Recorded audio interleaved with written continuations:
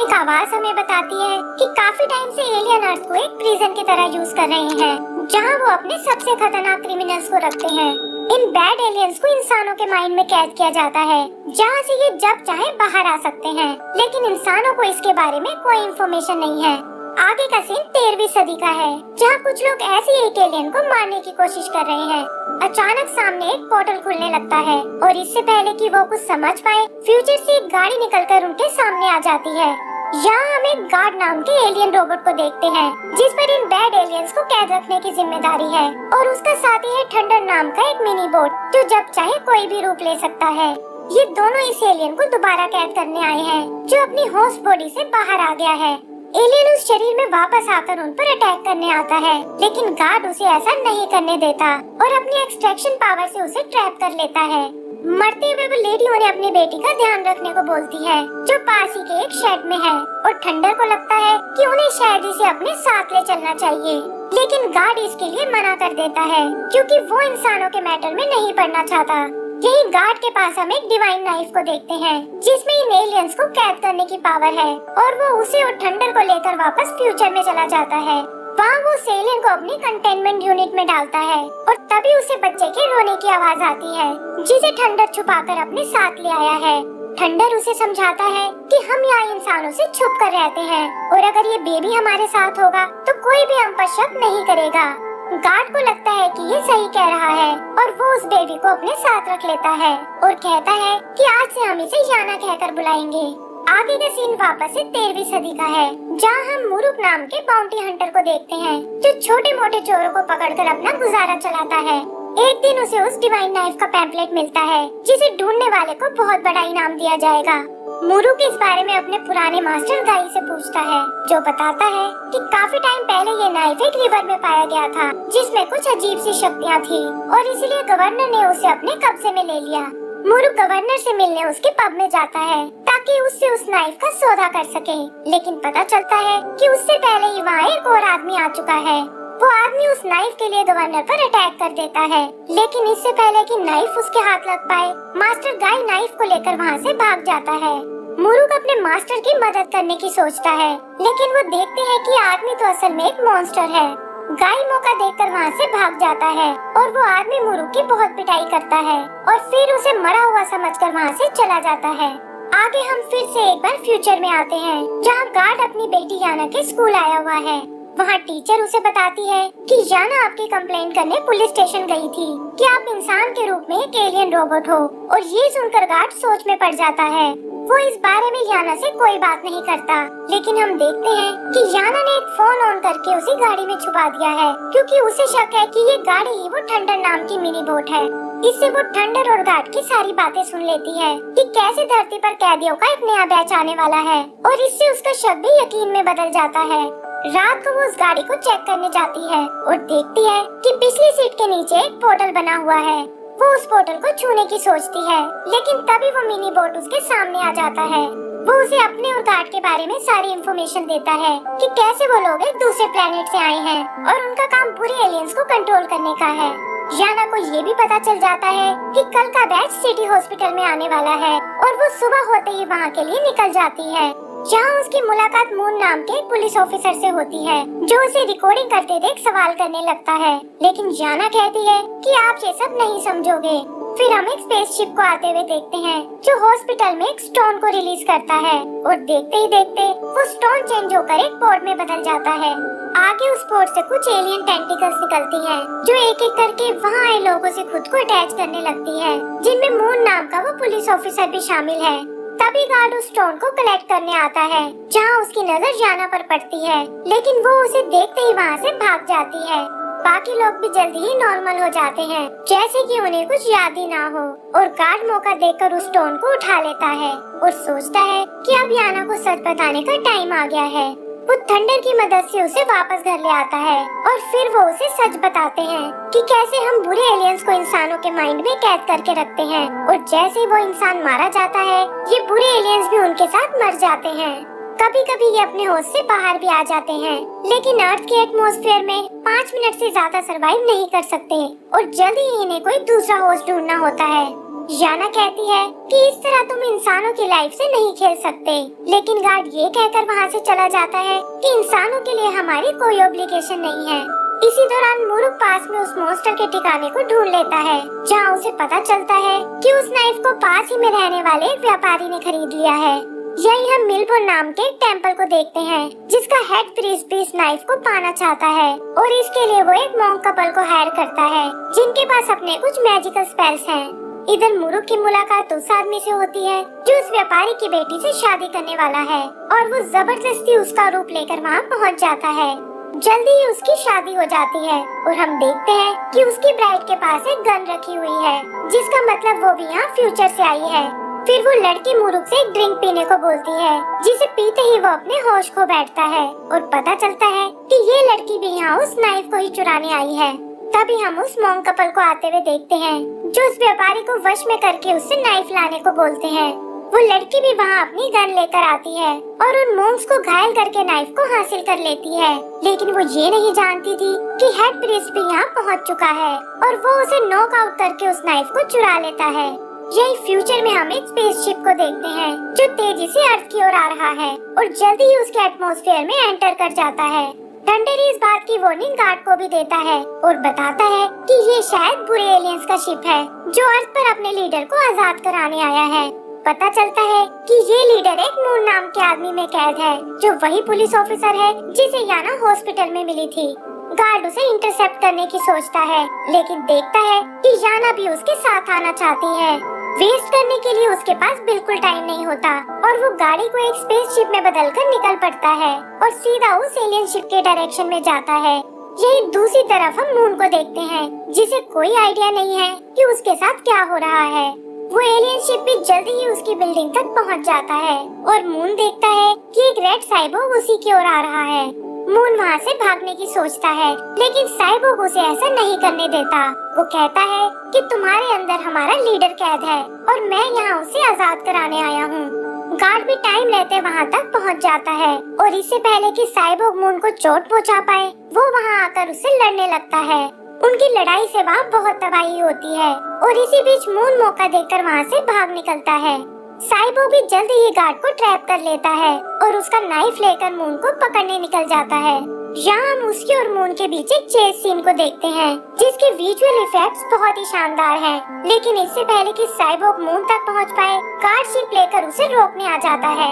उनके अटैक से एक बार तो एलियन शिप क्रैश हो जाता है, लेकिन फिर जल्दी ही साइबोर्ग उसे संभाल लेता है और गार्ड की शिप पर अपना लेजर अटैक करता है।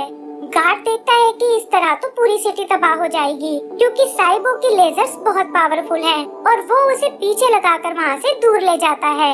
वहाँ वो एलियन शिप के वीक पॉइंट्स पर अटैक करने की सोचते हैं, लेकिन साइबोर्ग इसके लिए पहले से ही तैयार था और बड़ी चालाकी से गार्ड की शिप को क्रैश करा देता है।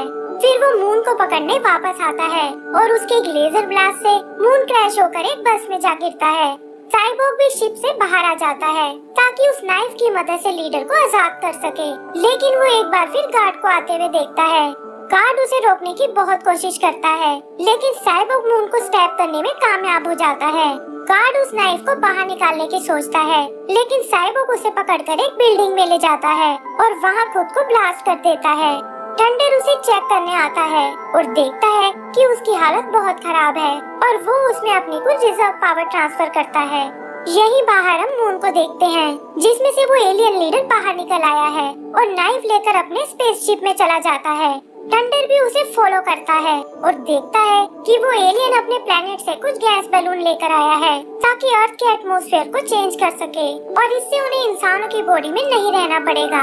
लेकिन थंडर जानता है कि ये गैस बहुत ही जहरीली है और इंसान इसमें सरवाइव नहीं कर पाएगा।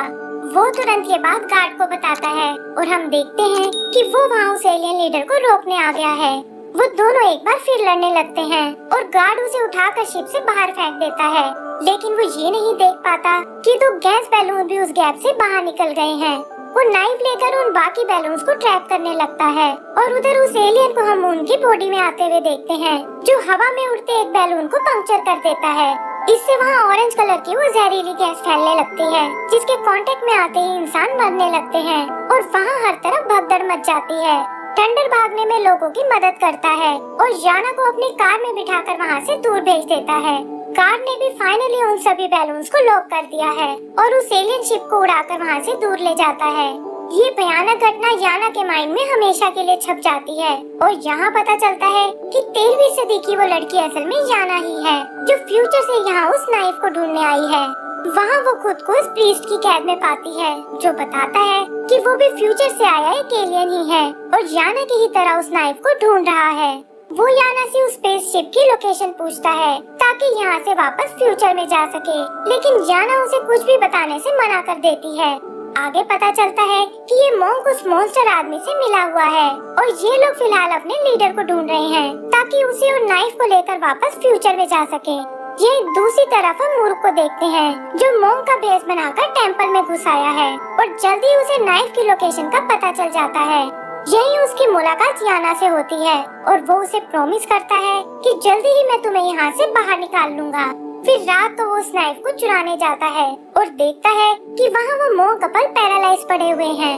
वो बताते हैं कि प्रीस्ट ने उन सभी को जहर दिया है, जिसमें वो लड़की याना भी शामिल है, लेकिन उनके पास इस पॉइजन का एंटीडोट है जिसे वो उठाने की कोशिश कर रहे हैं।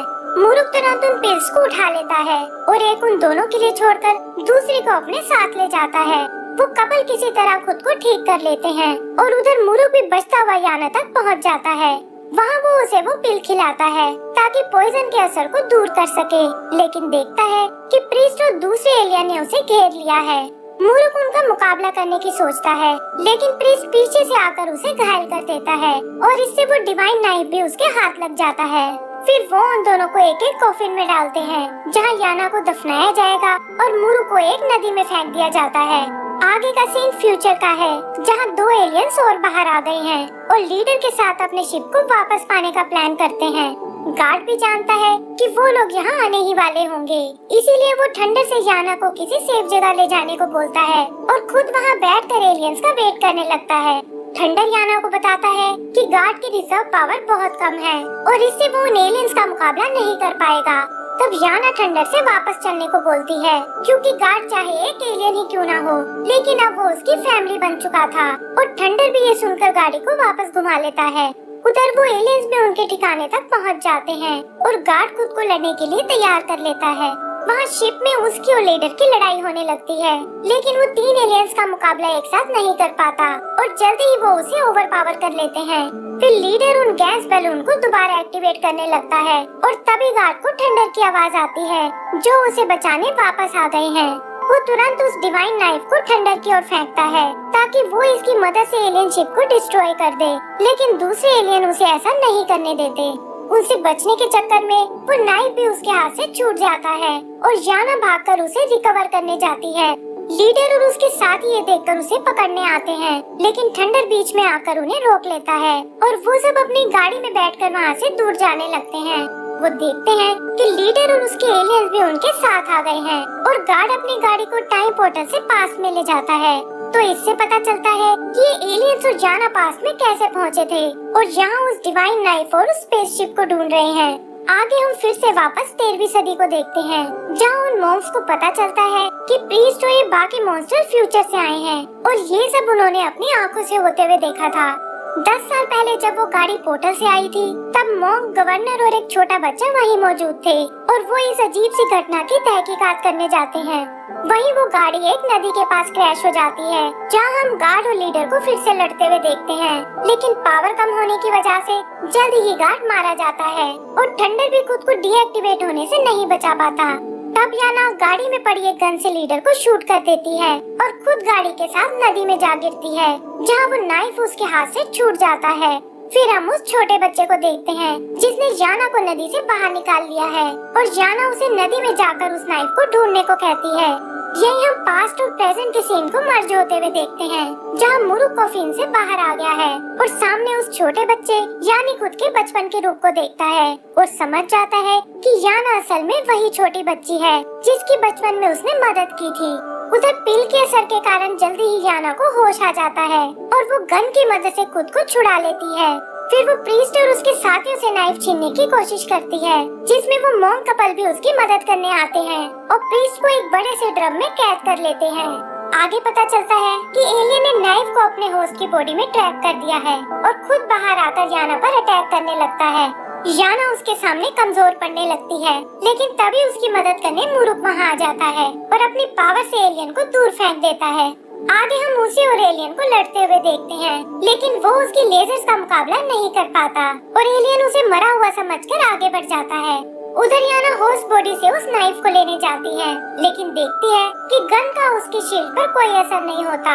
तभी वो एलियन आकर उस पर अटैक कर देता है, लेकिन उन मॉन्क्स के पास एक ऐसा मिरर था जिसे किसी भी चीज के साइज को बड़ा कर सकते हैं और वो उसकी मदद से उस एलियन को रोकने में लग जाती है। एलियन एक बार फिर अपनी लेजर्स का यूज करता है, लेकिन इससे पहले कि वो मॉन्क को मार पाए, मुरुक वहाँ आकर उसका हाथ काट डालता है। वो लेडी मॉन्क याना को अपना मिरर यूज करने को बोलती है और हम देखते हैं कि उसने बुलेट के साइज को बड़ा बना दिया है, जिससे होस्ट की शील्ड टूट जाती है और नाइफ याना के हाथ लग जाता है। वो उस नाइफ को लेकर दूर जाने लगती है, लेकिन देखती है कि प्रीस्ट ने खुद को आजाद कर लिया है और उसकी बॉडी से निकला एलियन उसका पीछा करने लगता है।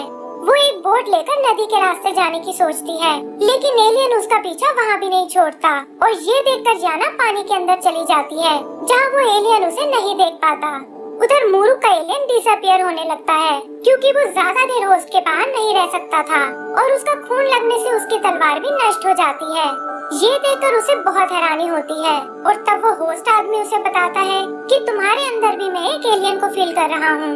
मुरुक को एक बार फिर अपने बचपन की फ्लैशबैक आती है, जहाँ याना की मदद करने के बाद वो दोनों जंगल में अकेले बैठे हुए थे। तभी उन्हें एक आवाज सुनाई देती है और बेबी मुरुक उसे चेक करने जाता है। वहाँ उसका सामना मून से होता है, जिसकी बॉडी मरने वाली है और एलियन लीडर उसमें से निकलकर मुरुक में चला जाता है। तो यहाँ पता चलता है कि जिस लीडर को ये एलियन इतने टाइम से ढूंढ रहे थे, वो असल में मुरुक की बॉडी में है, लेकिन वो खुद इस बारे में कुछ नहीं जानता था।